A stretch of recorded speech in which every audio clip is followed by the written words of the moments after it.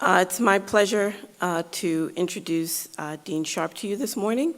My name, again, is Patricia Grant, if you didn't have a chance to meet me previously, and I'm one of the assistant deans in the undergraduate program office.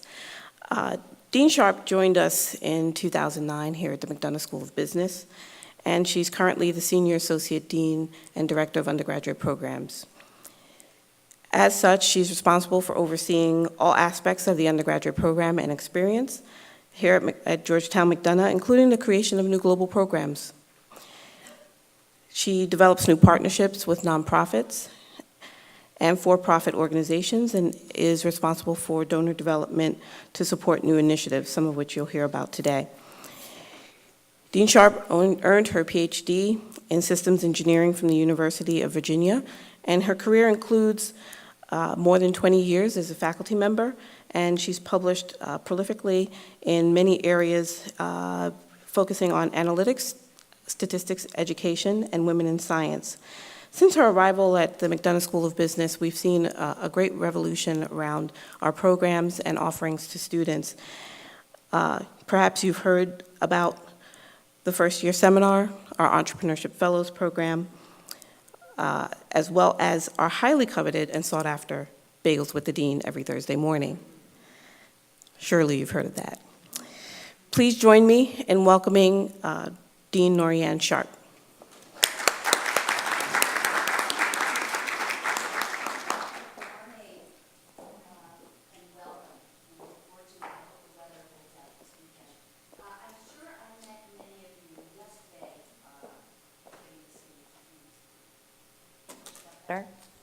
Thank you.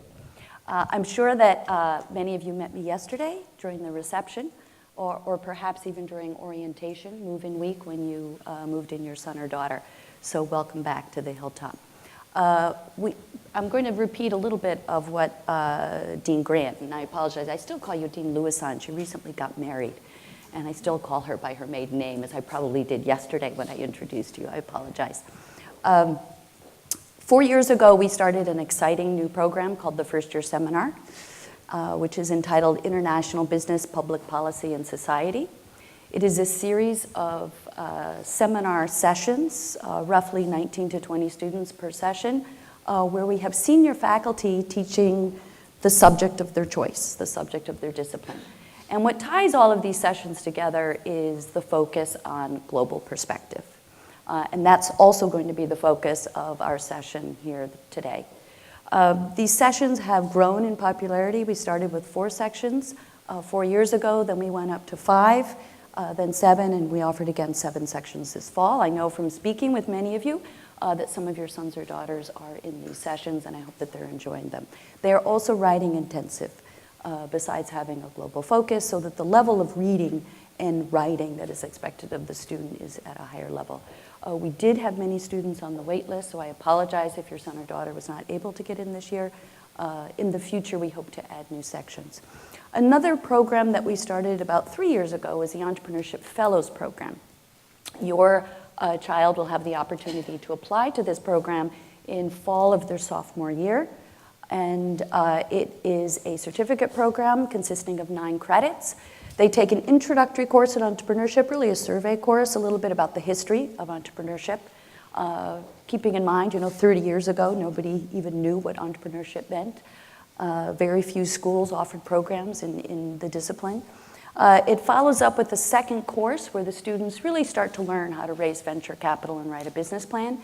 And the third course in the program is a practicum where they're actually starting companies and starting firms, and then they have a business plan competition that they participate in.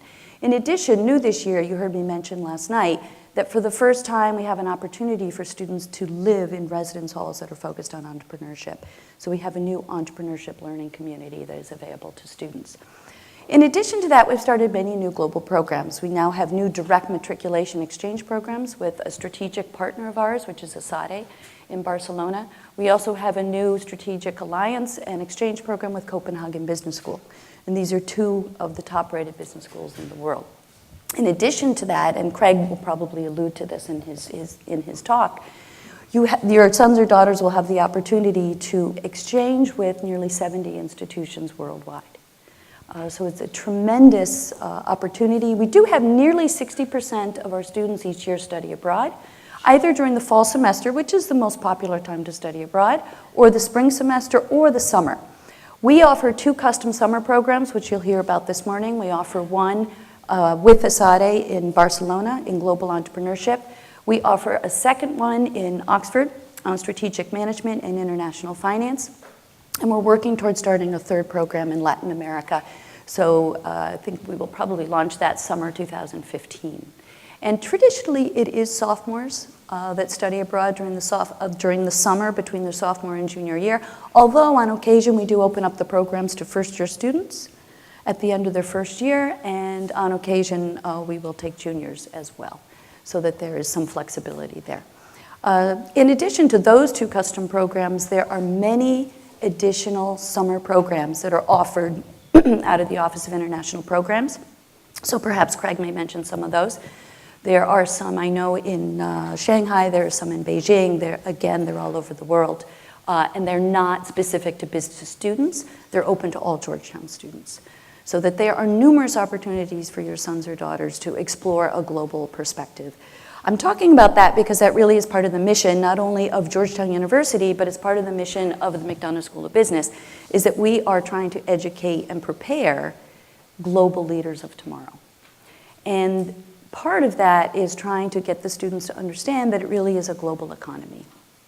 And so that's one reason for the creation of the first-year seminar. It's another reason that we encourage our students to study abroad, to stretch their minds. We also encourage our students to take an additional language. Now, I know we have about 12% international students, and that does not include students with dual or triple passports. So we have actually many more bilingual and trilingual students than the 12% represents, because by federal law, if anybody holding a U.S. passport is considered a U.S. citizen, so it's counted in our citizen category. So we have many students already on campus who speak multiple languages, but those who don't, we encourage them to take a second language. And for that reason, a few years ago, we made some adjustments to the core curriculum to add flexibility so that students had the room in their schedule to take additional liberal arts courses, such as language, such as additional courses in mathematics or economics or psychology or government or theology at the college. So any of the disciplines in the college are available to our students, not only to take courses, but also to minor. Nearly 30% of our students each year do end up taking a minor in the college. About 2/3 of our students double major in the business school. Most popular double major is finance combined with international business.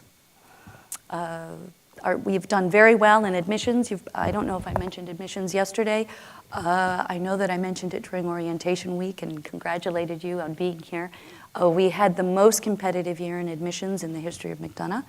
We had the lowest acceptance rate. We only accepted 13% of early action and 16.5% of regular decision. We had record number of applicants. We also had a record yield. So that's the percentage of students who we accept say, we accept you, we're coming to Georgetown. We choose Georgetown over many other schools. So, our yield and acceptance rate was the best of all 4 schools at Georgetown University for the first time, also in the history of McDonough. So we have a tremendous, strong partnership with Charlie Deacon, who's the Dean of Admissions. We do have our own admissions committees. Our staff serve on those committees, so we work collaboratively with them. We also work collaboratively with Mike Schaub, who's the Executive Director of the Career Education Center, the Cawley Career Education Center in Levy. And he services all 7,000 undergraduates for placing students in internships and full-time positions.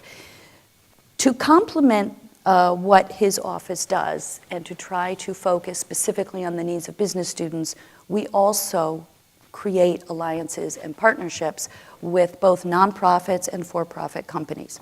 Now, 2/3 of our students do major in finance. So our students predominantly are looking for jobs on Wall Street, but not exclusively. Almost 60% of our students do end up in the metropolitan New York area. The finance and accounting hiring cycle is in the fall. It occurs very early, senior year. The management and consulting and marketing hiring cycle is later. So if your son or daughter ends up majoring in management or marketing, they should not be panicking senior fall, because those firms typically do not even start recruiting until January, February, March, senior year. So their hiring cycle is just a little bit different. To complement the private equity firms and the corporate banking firms that come recruiting, we've created alliances with some retail firms such as Armani, Estee Lauder, Michael Kors, who now come specifically to hire Georgetown marketing majors, both for internships and for full-time jobs, because we wanted to make sure that the students who major in disciplines beyond finance also have job opportunities. I'm trying to think, am I leaving anything out? No, okay. If you have questions, I would encourage you to ask questions of the panelists when they're done speaking. We are going to start with, who's going first? Craig? Okay. We'll start with Craig Rinker, who's Director of Study Abroad in the Office of International Programs. We're very fortunate to have Craig. In fact, we share a brief history together because we came from the same school. I taught for 15 years out of school in the Northeast before coming here. This is my 5th year here. And Craig also was in charge of study abroad at the same institution for several years before joining us at Georgetown. So we really are fortunate to have his wealth of experience and expertise, specifically as it applies to recommending and designing global programs for business students, because that's his experience. So I'm going to turn it over to Craig Rinker, who will start. And then we also have Dr. Manisha Amani on the panel, who will talk about the custom business summer programs. And we have Professor Stephen Weymouth, who's a professor of strategy and international business. And he will talk more in detail with you about the course offerings, the curriculum, and the international business major. So I think without further ado, is there a question already? Yes.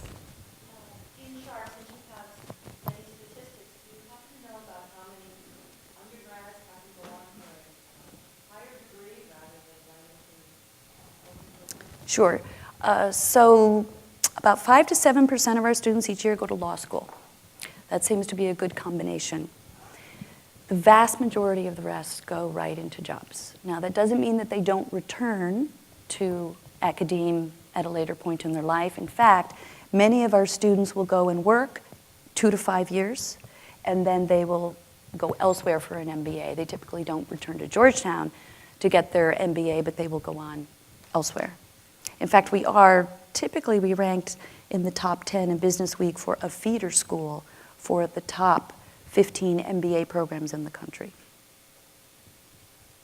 Okay, any other questions while I'm here? No? Okay, then I think we'll let Craig Rinker get started. Thank you.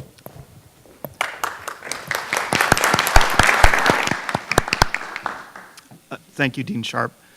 I think Dean Sharp had a perfect segue into the importance of our global community these days. And something I just want to reinforce is the fact that Georgetown has never set its sights strictly on the hilltop. It's always ventured forth and looked to the horizon for the importance of learning in a global community. I think it's extremely important to note that it is a foundation and a part of this institution to look and help and try and identify the ways in which we can integrate and embrace our global community and learn from one another. And as any educator and student will tell you, real education, self-education doesn't happen just in the classroom. It also takes motivation. It takes the experiences outside of the classroom in order to really reinforce a comprehensive global learning approach. The classroom is just a catalyst and the starting point. The best education offers students opportunities to combine classroom knowledge and academic theory with hands-on practical experience. And to that end, Georgetown faculty and its administrators and the undergraduate schools really have tried to enforce the importance of a global education as part of the curriculum and identifying ways to integrate academic learning not only in the classroom but also in the co-curricular world. Actually, in 2011, the First Lady, Michelle Obama, put it quite eloquently, quote, "Studying abroad isn't just an important part of well-rounded educational experience. It's also becoming increasingly important for success in the modern global economy. Getting ahead in today's workplaces isn't just about the skills you bring from the classroom. It's also about the experience you have in the world beyond your borders, with people and languages and cultures that are very different from your own. That quote does not even encapsulate the real importance of global learning in today's day. But I think Georgetown as an institution has done everything to embrace it and make it part of the fiber of this institution. Certainly within the Office of International Programs, there's many different things that we have done in order to ensure that a global educational experience is part of the undergraduate experience here at Georgetown. Certainly there's a spectrum of international experiences, which I think are a distinguishing feature of Georgetown itself, with more than 160 programs in 40 different countries for undergraduate students. Experiences can be integrated into their academic careers, as Dean Sharp had illustrated with the MSB. And I think the university's goal of internationalization, not only with its faculty but also with its students, is properly spelled out, with over 50 to 60% of the students having had a study abroad experience by the time they graduate. So the importance is well documented.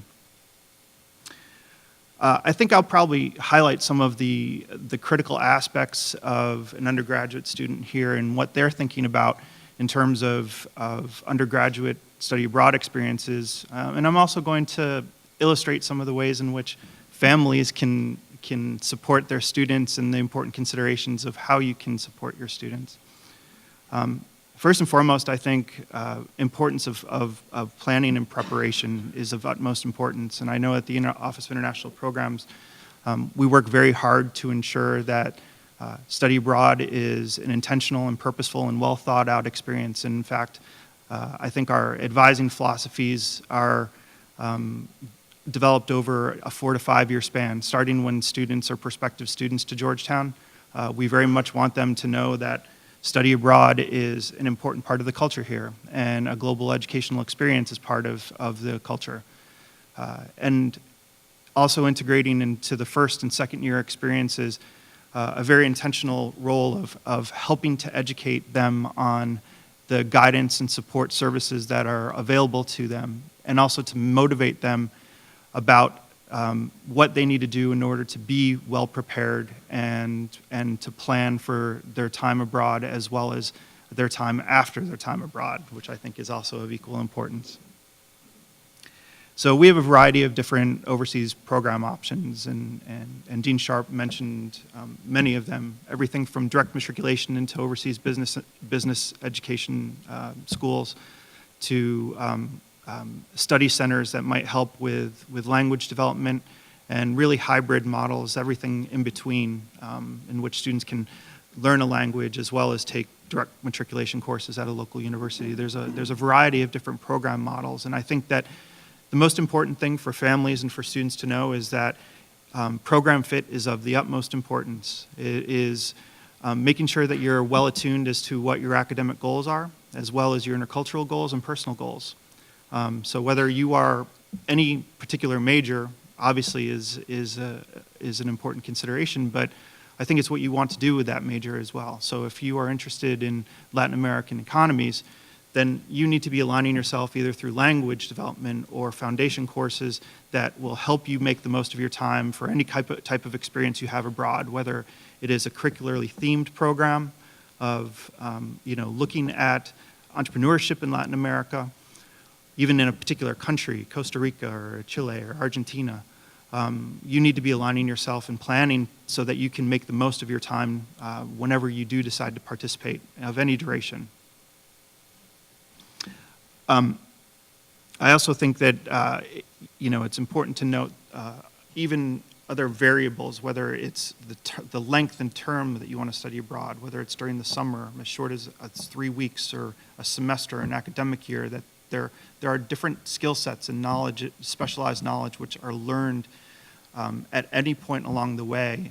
If you are trying to master a second language, if you're trying to really immerse yourself into a particular higher education center and see how local students really are learning about business and an economy in a particular region of the world, You might be looking at a longer-term duration for study abroad, but it doesn't mean that a shorter-term duration is of any less value. It just means that it's of a different focus.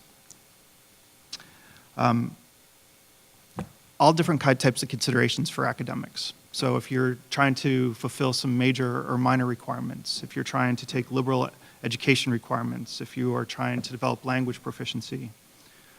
We also are seeing more and more growth every year in practical learning experiences that are incorporated into study abroad experiences, whether that's volunteering, internships, service learning opportunities. More and more, it's not only about the academic theory behind what you're learning, but the practical experience of how you are then gaining mastery in the real world. And our students are not waiting until they have finished to have their degree in hand to try and get that real world experience. They're actually trying to get that experience on the ground and in the international community at the time in which they're studying the theory. It's a trial and error, and I think it's very entrepreneurial for our students to be thinking about this. So why would they not want to start to develop their own take their hypotheticals and really start to put them into practice as soon as possible? Really, our students can study abroad just about any time during their undergraduate experience. It just takes some planning. We have summer programs that students can participate in as early as, between their first and second year. We have semester and academic year-long programs that typically happen really as early as spring of a sophomore year, but typically most students study during their third year, their junior year. And again, students can study on multiple programs. It just is a matter of understanding the planning of it, your application deadlines, your academic requirements, considerations for scholarships and financial aid. How are you going to be planning these opportunities for you? And going back to what I said earlier on, that we believe that the planning for study abroad is really a 5-year advising plan, and there's intentionality behind that because there are so many different considerations. If there are financial considerations, you may have to start planning for the additional costs that might be incorporated into a program. The cost of living somewhere around the world can be drastically different, and what are you going to do in order to plan for that increase in cost of living? Really, it's quite dynamic, and so we encourage the planning happening as soon as possible. I mentioned also other financial considerations. I would say that our programs are comparable in cost to a typical semester here at Georgetown. Students for semester-long programs will be paying the Georgetown tuition. Our summer programs have additional separate fee costs. But any discrepancies in the cost of a program in a given semester academic year are largely based on accommodations or cost of living of that particular location. And so those might be considerations for students. The cost of living in London is significantly more expensive than in Cape Town, South Africa, and I think that many of our students need to bear that in mind if finances are important. There's numerous ways in which to fund study abroad through financial aid. Financial aid does carry over and can be used on Georgetown study abroad programs. Scholarships are available, whether university scholarships, national scholarships. Some scholarship programs have applications that can be quite significant. The Bourne scholarships and Gilman scholarships that are administered by the U.S. government can be quite intensive to complete, but very fulfilling because of it's also a kind of a connection when students return and as part of their program. I mentioned also about preparation and planning. And there's a variety of different ways in which Georgetown assists students in preparation and planning, whether it's through orientation, everything from pre-departure orientation, on-site orientations, final pre-departure logistics, packing tips, arrival information, housing information, on all these different programs. There's a variety of different ways in which we are facilitating a dialogue with the students to help them prepare. And I say that because it is a partnership. Certainly we can provide a lot of information, but it takes that self-education in order to ensure that students are really capitalizing on doing all they can to prepare ahead of time, because that will only help them when it comes to what they're doing on the ground and maximizing their learning on the ground. We also help significantly with health and safety. I can't tell you the number of times in a given day I'm getting updates through our international security partners. We partner with International SOS. We partner with the Overseas Security Advisory Council, which is related to the U.S. State Department. We have connections with our embassies and consulates around the world to always monitor the situation for where at the locations of where our students are studying. But health and safety does not happen in a vacuum these days as well. We believe it's actually a very developmental part of study abroad. Nobody can guarantee safety anymore, and especially in our own hometown here in Washington, D.C. And so we believe that it is a very developmental aspect of study abroad in which students need to prepare. Looking at one's own health as it relates to a different culture around the world can be a very, very eye-opening experience, and we're hoping that our students will partner with us in helping to look at that. We also help with regards to culture shock. I actually don't like the word culture shock. I like to believe it's more of cultural transitions, the balancing of oneself in a particular culture and a particular environment. That happens when students go abroad. That happens when students return from abroad. And it is a fairly dynamic and powerful thing that we hope students will be attuned to, and we hope that families will also be attuned to that. Your sons or daughters who are studying overseas will be going through that transition, and there'll be times when they'll be contacting you and saying, I can't believe, you know, the light in my room won't work, and I'm having trouble getting somebody to fix it. And your immediate reaction might be to try and help them.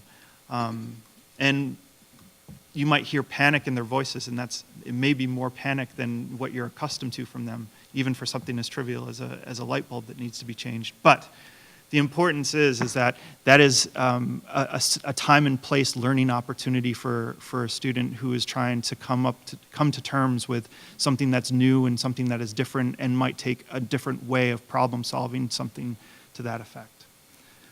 You know, and lastly, the other final topic I just want to speak briefly to is your role as a family in supporting your student. I can't begin to impress upon you the importance of support and guidance. Study abroad is a very, very, very autonomous and independent opportunity.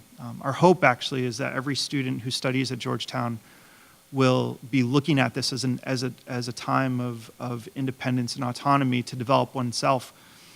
And we hope that our advising philosophy and our approach to working with MSB in all of our schools is that of a student-centered approach that is intentionally structured. We hope that that even when there are times when even our application process we feel is very intentional to help students try and manage their expectations on the academic rigors of a program, as well as managing their expectations as to different types of preparation that they may need to take upon themselves when they're going abroad. And we feel as though that you can support your students in knowing that there is intentionality with every step along the way in a study abroad program, and know that sometimes taking that additional step and getting out of your comfort zone is intentional, and that there is sometimes there's discomfort in that growing process. We need to respect students' privacies. FERPA laws are of absolute utmost importance for many of our students in making sure that that their privacy is respected in their academic records. So please make sure that you know that if there are times when you want to know how your son or daughter is doing abroad and you call our office, that we might not be able to tell you unless they have given us permission to have that dialogue with you. And I would say also, if your son or daughter is studying abroad and you want to go visit, know that timing is everything. It is absolutely critical. Don't plan to schedule a visit to them during the beginning of their program when they're going through orientation. Certainly, I would also impress upon you not to go with them when they're going through their orientation. Try and schedule a time to visit after their program is over. Know that academics are should be first and foremost on their mind, and that if you're coming over the course of a program, you might be actually encouraging them, or indirectly encouraging them, I would say, to not take care of their full academic responsibility. So just be mindful of that.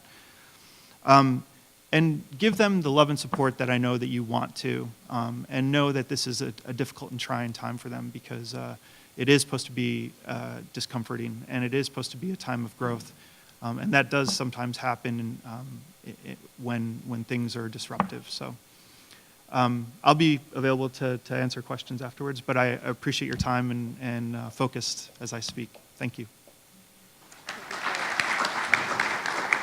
One of my favorite things about Washington is running on the trails of Rock Creek Park, but it's particularly treacherous this time of year with the fall, and the leaves cover up branches and different roots, and so sure enough, it's like clockwork this time of year. Twist my ankle. So I apologize for being about 5 minutes late. It took me about 3 times as long to walk in here as it normally does. So anyway, happy to be here. I'm happy to talk about the international business major a little bit, and the ways in which study abroad can complement the major. For those of you who are interested in going kind of extreme global, I recommend the international business major and study abroad as an important component of that. Give you a little preview of what we do in the international business major. We look at the ways in which differences in the legal, political, and social environment, economic environment around the world influence firms' decision-making and their different strategies. So one thing that I'd like to note first off is just this really extreme increase in global economic transactions, right? So over the last 30 years, we've seen an explosion in trade flows and foreign direct investment flows. You notice that cross-border investment, or FDI, in which firms set up a global affiliate in some other country, has grown actually even faster than trade over the last 10, 15 years.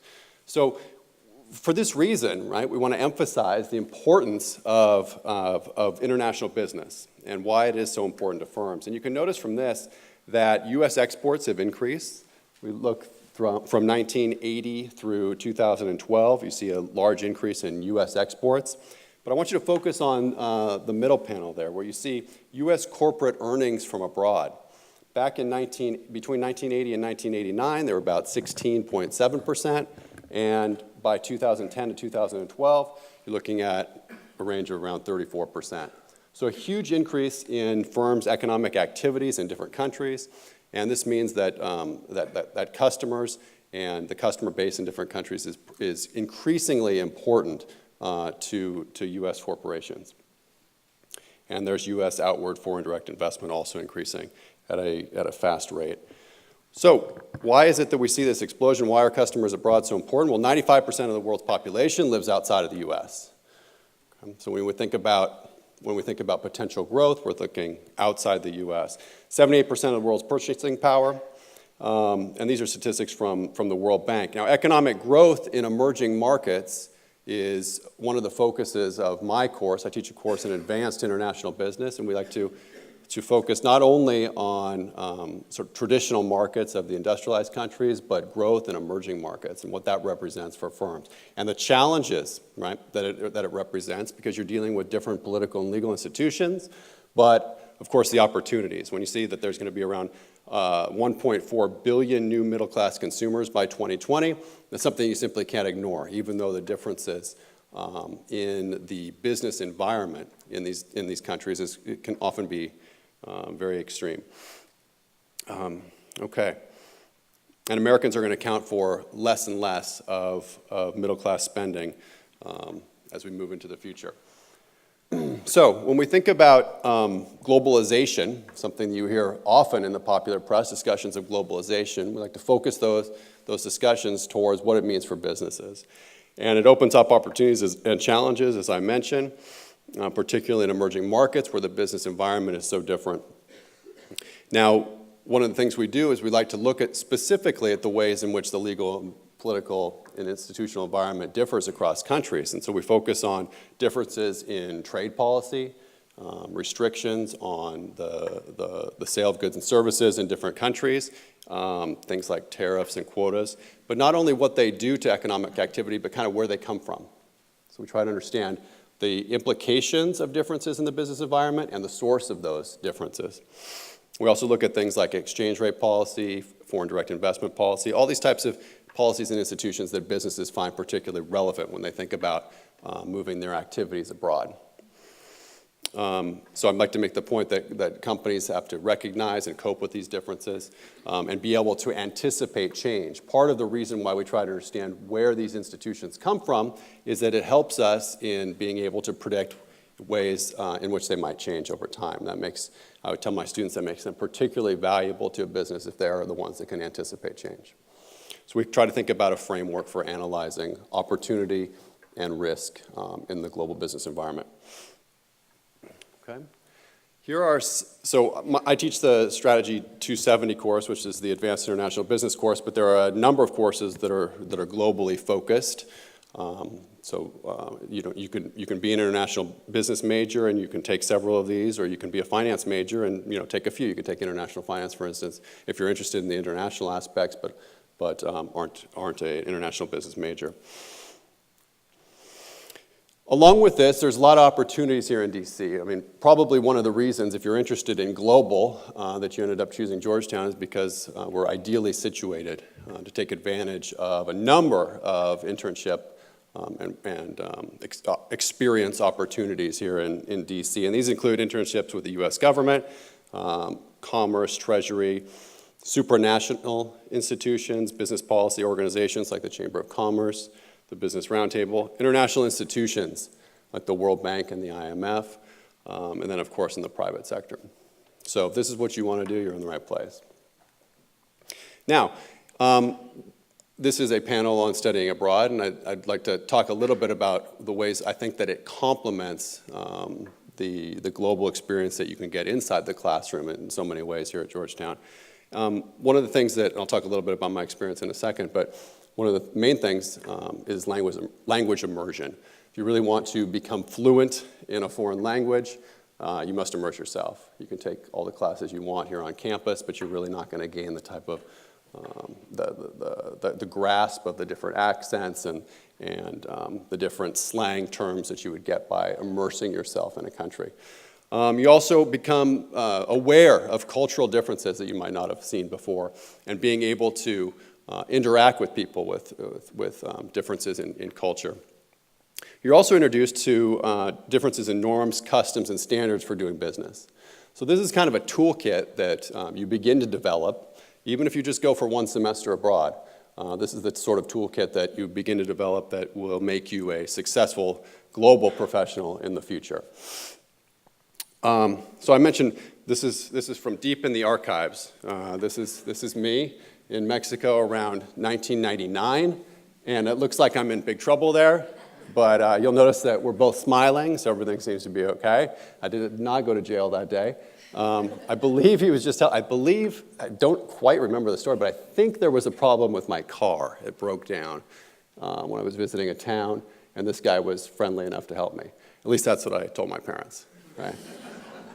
All right, but I had a wonderful time in Mexico. I actually studied for 3 semesters as an undergraduate in Mexico. I went once and figured out that there was still a lot of Spanish that I hadn't learned, and I love the culture, so I went back for another 2 semesters. Not long after that, I worked for General Electric Capital, and they sent me to Mexico City because they recognized that I had had that experience as an undergraduate for 6 months, so I got to work there. And it was during this period of 2 years living in Mexico that I developed an interest in differences in political institutions, differences in levels of development between countries, and the ways in which the private sector and governments interact, either to spur economic growth or repel it in some cases. And my current research is on foreign direct investment in different countries and the ways in which political and economic institutions affect flows of capital around the world. So I feel that what I do today is still very much influenced by my experience abroad. So I'll leave you with this. You can stare at this, but this is a recent testimony from Cyrus Shea, one of our graduates in 2001, who was international business major, gained a lot from the experience, now works at Goldman Sachs in Singapore, and credits a lot of what what we do here in helping to achieve these goals. All right, thank you.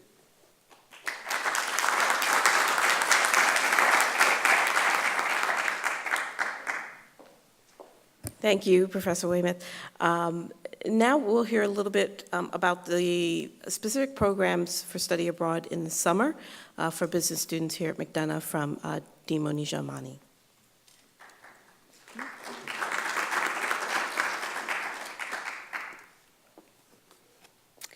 Thank you. Good morning. Before I begin, I just wanted to bring your attention to the two important documents that might be in your folder. They're both about study abroad. One is study abroad semester and full year programs, and this will give you information about all the study abroad programs that Georgetown offers to students, including business students. And also there's another sheet that says study abroad summer programs, and these are the programs that I will talk about, particularly the Oxford program and the ESADE programs. In the back of that sheet, you will also see that there are a number of other programs that are offered through Georgetown. They are not MSP or McDonough specific, but they are available to all the students. So the first program that I'll talk about is our very sought after, very popular program, the Oxford program. This program takes place between June and August. It's about 6 weeks. Students go to Trinity College in Oxford, England. What they do there is, there are two courses in this program. Students usually take Strategic 283, which is the Comparative Strategic Management. This is a core course, so students will not lose any time if they go to Oxford and take this. And also Finance 250, which is international finance.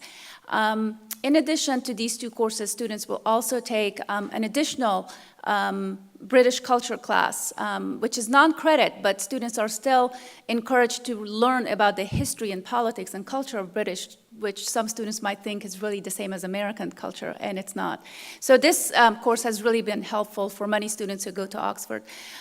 Before I go, I just wanted to backtrack myself a little bit to say that this program is really popular among finance majors.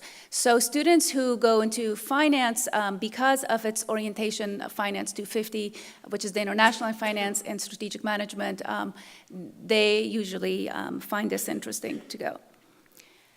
The structure of the courses are that the courses are taught in English by British faculty. The method is that it follows the seminars, lectures, and also one-on-one tutoring with the faculty members that is very core to the British methodology of teaching and pedagogy. Grades, how does the grade works? Because this program is considered a Georgetown program, grades will actually be counted towards the student's GPA. So these courses are actually taught by British faculty, but the British faculty, once the courses are over, will submit the grades to the faculty director, Kirsten Anderson, who will be going with the students, and she will submit the grades to the registrar. So the grades will count towards the student's GPA in this program.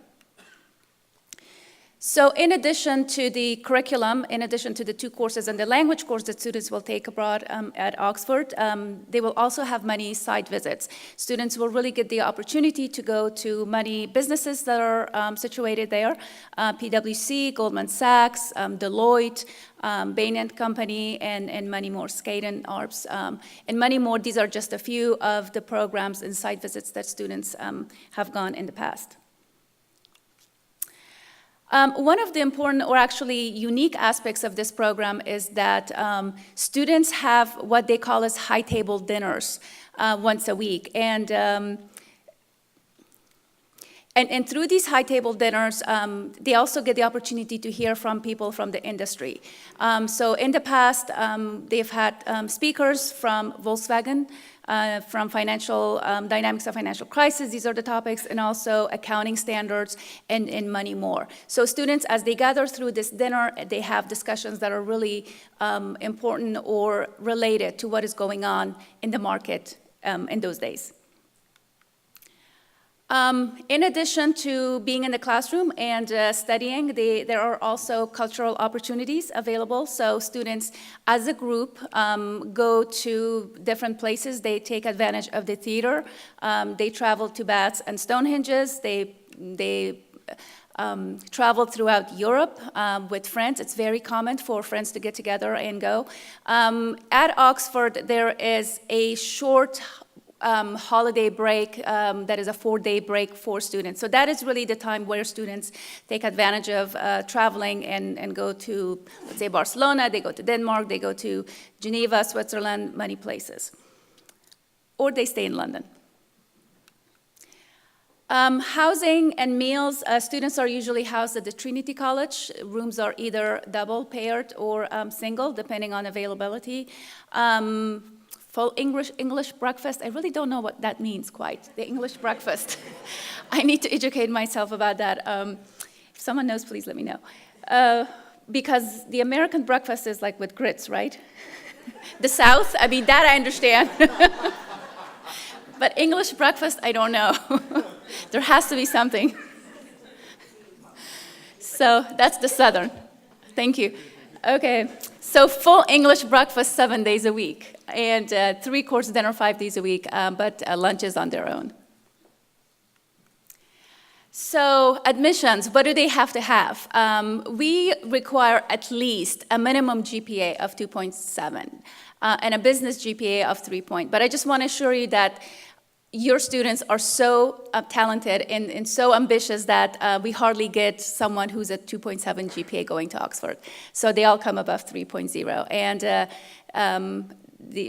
usually they are in junior standing. They need to have at least 60 credits. And the reason for that is that they need to go and complete a series of prerequisite courses to get them ready and prepared for courses at Oxford.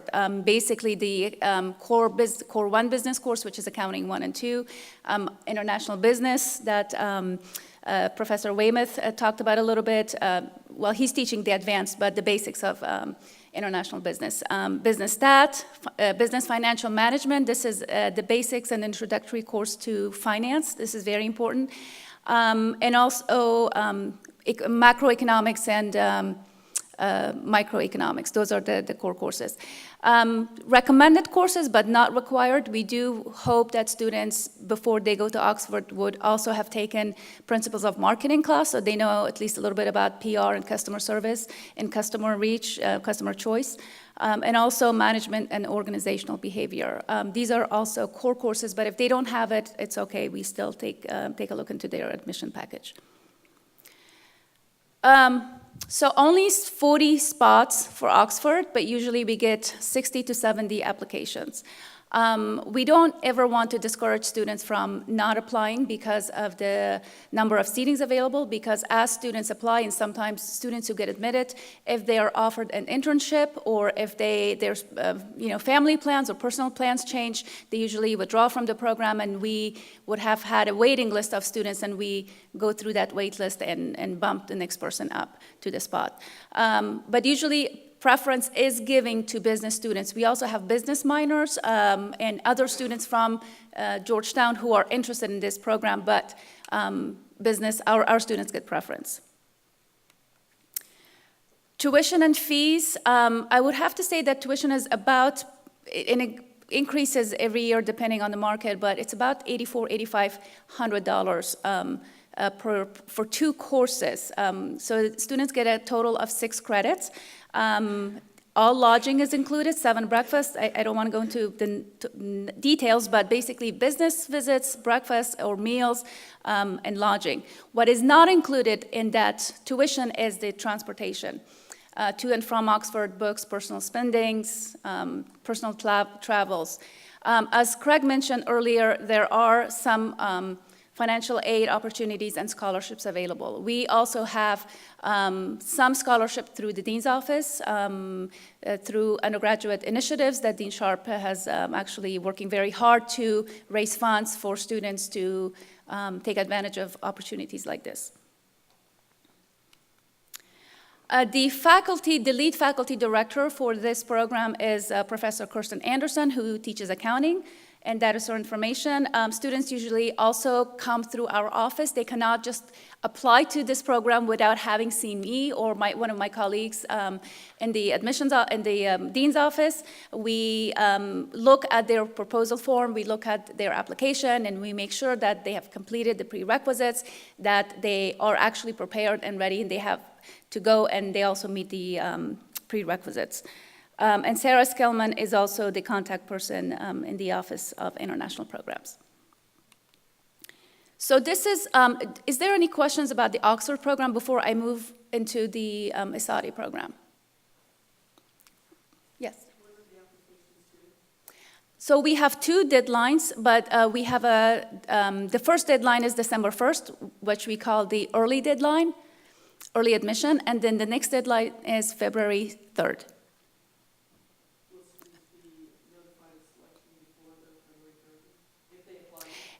Yes. For this particular program, for Oxford, they actually do not exercise the early admission. Is that correct?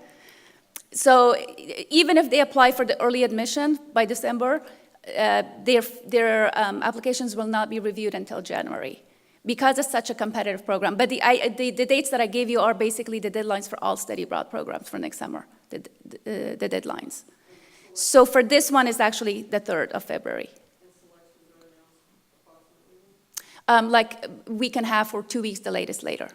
After February 3rd? Yes. By end of February, students will know. Yes.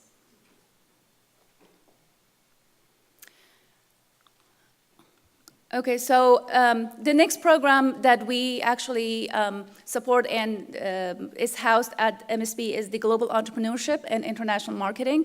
This program takes place at the ISADI School of Business in Barcelona, Spain. But this particular program, ISADI is in Barcelona, but this particular campus is in a quaint little town outside of Barcelona in Sant Cugat. It's about 20 minutes train ride.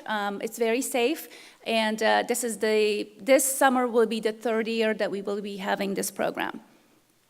The dates for this program is June, the end of June until the end of July. It's 5 weeks compared to Oxford, which is a 6-week program. Similar to Oxford, students in this program will take 6 courses. Strategy 280, which is the entrepreneurship. This is the foundation of entrepreneurship course.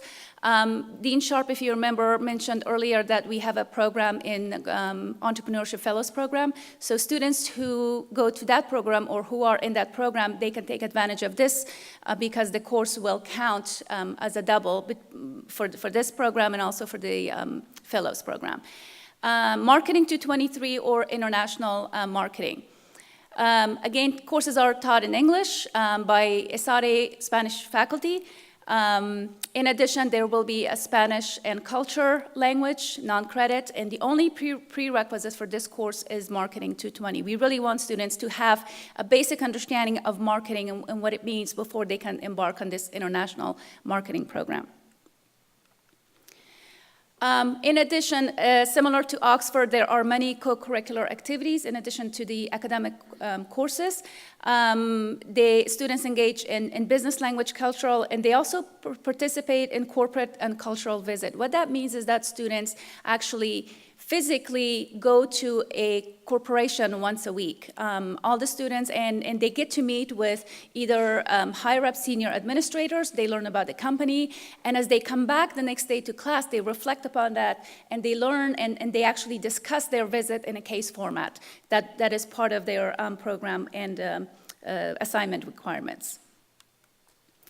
They also have weekly guest speakers from different organizations. Students will hear from different entrepreneurs and people who have really young entrepreneurs, women entrepreneurs, and those who have gone through recent startups. So this is a really great program for those who are even thinking about startup initiatives. Cultural activities is obviously there. You will see the picture on your right is a monastery called Montserrat. And it's on a cliff of a mountain where we actually have made it a requirement for students to go, and we actually pay for the bus trip to take our students because the experience is really amazing to go to this monastery and learn about the history, because it says so much about Spain and about Barcelona. The picture on the left is our students on the first year, which 2 years ago, with the Crown Prince of Spain. We usually get invited to go to a conference that is sponsored by the Prince at the beginning or at the end of June. So they actually invite our students because he is a Georgetown alum from School of Foreign Service, and there are always connections. They have some connections with the ESADE, so our students really get the opportunity to go to this long day conference and get to meet him and take pictures. Lodging and meals. I have to tell you that our students, when they first go to ESADE, they go to their rooms and they come back to me and say, why doesn't Georgetown give us the same rooms? Why are our rooms not like this in Georgetown? So imagine culture shock. When they come back to the US, they go through that. Wonderful rooms. You will see they actually get single rooms. They will have their own bed, their own private bathroom, their own little kitchenette with a refrigerator, full dishes, everything that they need. If they need to cook, they can't say they don't have. They might have TV, although we recommended to take the TVs out of their room so they can really focus, but they find other ways. There are computers. They have a private line, private telephone, and they get maid service once a week that will change their sheets and clean the bathroom and clean everything. So it's really amazing. And they also get continental breakfast during the morning and lunch at the cafeteria, which is a buffet lunch. Dinners on their own. I just wanted to point that we actually made the continental breakfast at 10:30 very intentionally because, as you know, classes begin at 9, but we know that students will not get up at 8 o'clock to go eat. So they would be paying for something that they would not take advantage. So what we did was to negotiate with ESADE and say, you have to just bring them the continental breakfast so we can serve it after their first break in class. So they go to class at 9 o'clock, sleepy, wake up a little bit, and then go to their first break, have continental breakfast, go back to class, complete another hour, and then go to lunch. These are just some of the pictures of ESADE. The one on the upper left is the St. Cugat campus where students are actually taking classes. The one in the bottom left is their MBA program. To the right of it is the bookstore. The library at ESADE where our students go and study. And the one on the upper right is what they call is an e-garage. This is where students take the opportunity to go and think, get creative, and think about, if they're having any business models, business ideas, they have all the resources to go there and use that space to really become creative. Admission requirements, again, similar to Oxford, at least a 2.7 GPA. It is open to rising sophomores, juniors, and seniors, although the priority is giving to rising juniors and seniors. We have in the past taken a few students who have been rising sophomores. Students outside of McDonough are sometimes considered, but the program is getting very competitive. The first year we took 21 students. This past summer we took 30 students, and next summer we hope to take more than 30 students. Tuition, very competitive, same thing, similar to Oxford. And those are some of the items that will be included in the tuition. Basically, 6 credits, orientations, on-site orientations, St. Cugat tour. One of the really unique aspects of this program is that once they get to campus, the institution asks the police department to come and talk to students about safety issues. It's a very safe environment, very safe area. I've been there twice, but it's really good. It gives students a sense of security and sense of safety to say that, okay, I'm going to do what they say, or at least I know where to go for help and who to call and what number to call if they find themselves in an emergency situation. Breakfast and lunch is included. They also get a closing banquet, business visits, cultural activities, transportation from the airport and back to the airport. What's not included, as we know, is the airfare, personal spendings, and personal travel. So this is the application process is really similar to both for ESADE and Oxford. So I wanted to put it at the end because there are no differences. For either program, students are asked to fill out what we call as an overseas course form. They fill that course form, they bring it to us, either myself or Dr. Rufino or Dr. Mobley there. We will sign their forms. We will make sure that they're in the right program, they meet the eligibility criteria, and we stamp it with our signatures and send it to Craig's office. In that form, or as part of that application, they need to submit an application fee. We want to make sure that students submit a conduct form, that they don't have any sanctions, that they're doing well at Georgetown. They also should have an active passport by the time that they are submitting their application. If not, very soon after, we would want them to check the date of their passport and make sure that it's not going to be expired in the next 6 months. And a passport photo is needed because programs will need that photo to give them a personal card, a student card, once they get to campus, both at Oxford and to ESADE. 2 letters of recommendations, and 1 must be from a faculty member. All materials is now admitted or submitted online, and then we will convene together and make a decision. And also, we very much encourage and actually require students to have an emergency contact information listed. Personal statement is very important, that we read every single personal statement for every study abroad program that students apply. And we want to know why students want to go abroad. And what we really look for is their thinking pattern in terms of, is my choice, is where I want to go and what I want to study really aligns with my academic programs.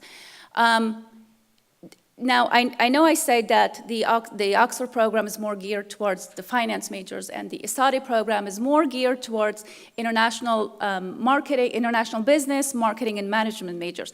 But there are other students who actually take advantage of these programs, even though it's not part of their academic majors. But they have to explain that. They have to provide a rationale as to why they want to take advantage of this opportunity. And just because these programs are geared toward these specific majors, it doesn't mean that students who major in other disciplines cannot take advantage of study abroad opportunities. We have many, many programs that we will sit down with students and explain their choices and encourage them to study abroad. So I just want to make sure that you know and that our students know that just because they're not into one of these customized majors, that they cannot take advantage. Questions? Why not? Yes. So the way that if they would have to be strategic about it, so they would have to apply for one, because the Oxford program requires more prerequisites to be completed and the ESADE program only has 1. So my recommendation would be to apply for the ESADE first for 1 summer and then take advantage of the Oxford program in the other. We have a number of students who go to these programs, they come back, and they immediately apply for a semester abroad program because, they just enjoy the experience so much, and they feel that they really learned so much that they want to go abroad again. So we have a lot of students start with a summer program, short program, and then they come back and engage in the semester-long programs.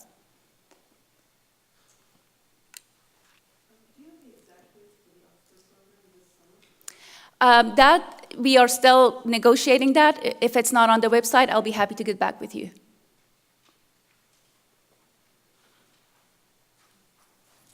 you have students going to the Oxford program and being in terms of financial firm? I'm sorry, I didn't hear the question. Okay.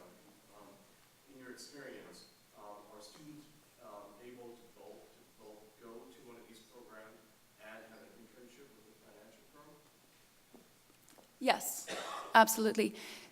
We have, obviously, when students go, this is actually one of the reasons that they go over the summer and then come back and do an internship the following summer or in the fall. So many of our students definitely do internships, especially finance majors, and they want to be very strategic because usually the finance recruiting or season is in the fall, so they take advantage of it in the summer so they can be ready for fall interviews and then do the next summer an internship. I know you just highlighted the two that were on the front of this. On the back, there are other programs. How are those different? Like, are these different application process? Mm-hmm. These are different.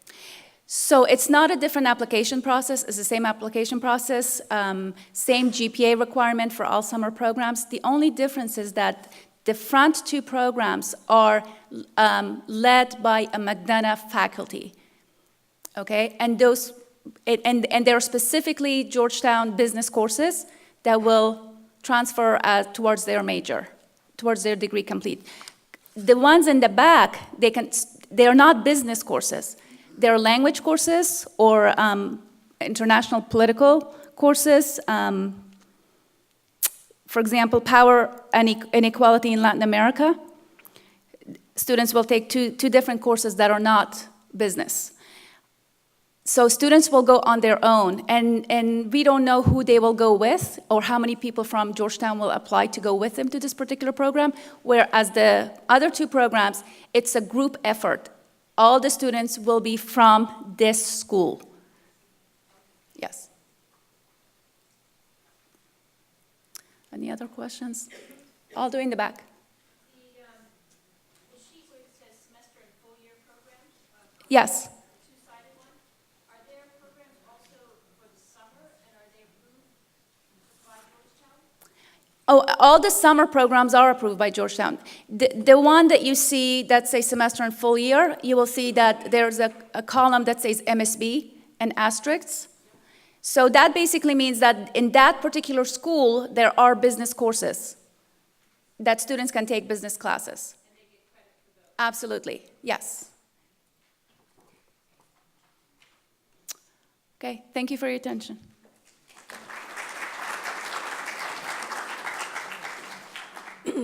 Thank you, Dean Amani.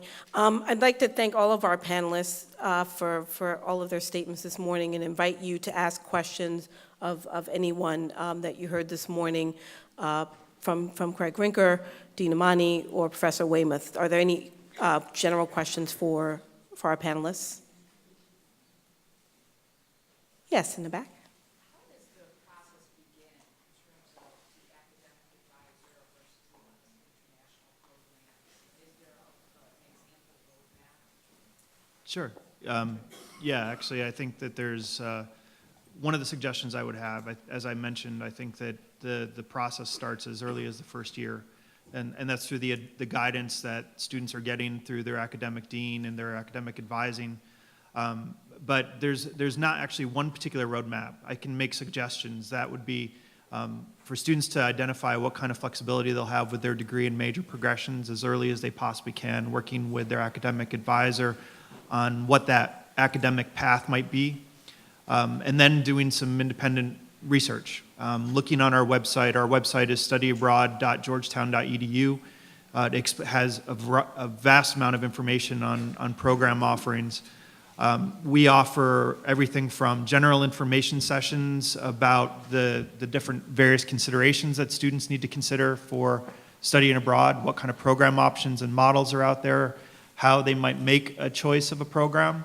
We offer program and country-specific group advising sessions. We have peer advisors, which are students who are trained to help students in the general advising process. We have lists of returnee study abroad students who have volunteered to speak to prospective students about their experiences studying for a semester or academic year or summer on a program. So I think there's a variety of different resources out there for a student.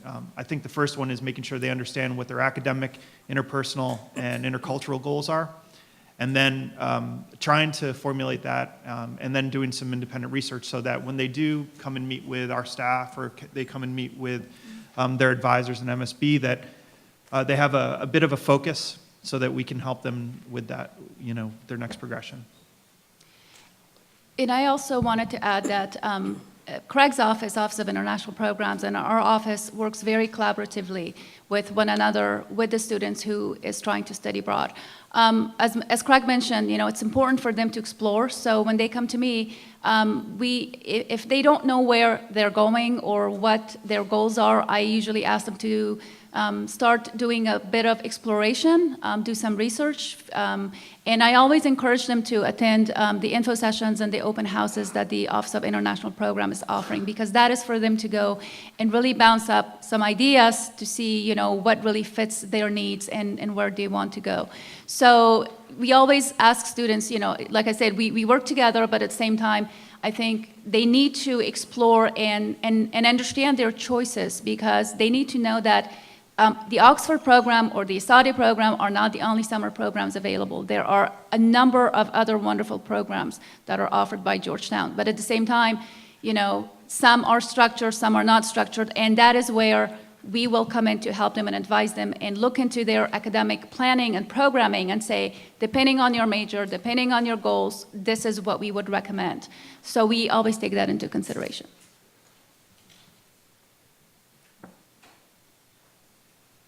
Any other questions? I can't see. If you have your hand up, go for it.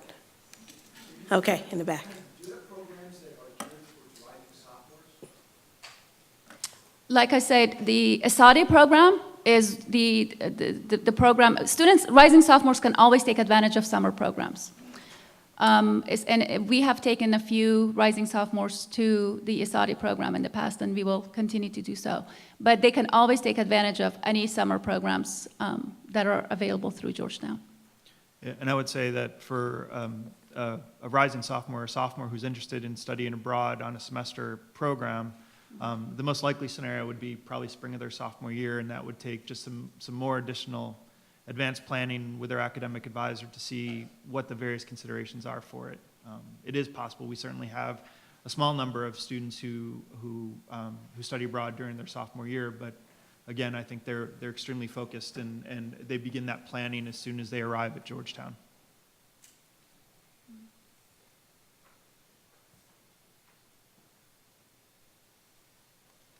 Okay, well, if there are no other questions, we'll end early. You're welcome to come down and ask questions of us at the bottom here. Thank you again for your attention, and we hope you've enjoyed our panel this morning. Thank you to our panelists.